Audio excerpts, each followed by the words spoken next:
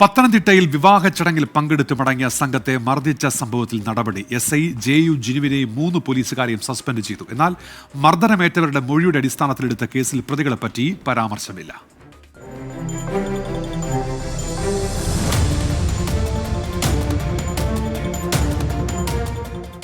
വിവാഹ റിസപ്ഷൻ കഴിഞ്ഞ് മടങ്ങിയ കോട്ടയം സ്വദേശികൾക്കാണ് ഇന്നലെ രാത്രി പോലീസിന്റെ മർദ്ദനമേറ്റത്. പത്തനംതിട്ട സ്വകാര്യ ബസ് സ്റ്റാൻഡിന് സമീപം വിശ്രമത്തിനായി വാഹനം നിർത്തിയപ്പോഴാണ് പോലീസ് ലാത്തി വീശിയത്. 20 അംഗ സംഘമായിരുന്നു ട്രാവലറിൽ ഉണ്ടായിരുന്നത്. പത്തനംതിട്ട പോലീസ് സ്റ്റേഷനിലെ SI JU ജിനു ഉൾപ്പെടെയുള്ള ഉദ്യോഗസ്ഥരാണ് മർദ്ദിച്ചത്. മർദ്ദനത്തിൽ വിവാഹ സംഘത്തിലുണ്ടായിരുന്നവർക്ക് തലയ്ക്കും കൈക്കും തോളിനും പരിക്കേറ്റു.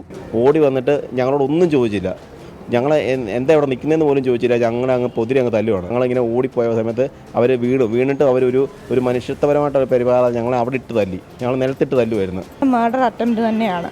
കാരണം ഹെഡ് ഇഞ്ചുറി ഉണ്ട്, ഹസ്ബൻഡിനും ഉണ്ട്, എനിക്കും ഉണ്ടായിട്ടുണ്ട്. മർദ്ദനമേറ്റവരുടെ പരാതിയിൽ പോലീസ് കേസെടുത്തു. എന്നാൽ FIRൽ പ്രതികളെപ്പറ്റി പരാമർശമില്ല. മർദ്ദിച്ചവർക്കെതിരെ നടപടി വേണമെന്ന ആവശ്യം ശക്തമായതോടെയാണ് SI JU ജിനുവിനെയും 3 ഉദ്യോഗസ്ഥരെയും DIG സസ്പെൻഡ് ചെയ്തത്.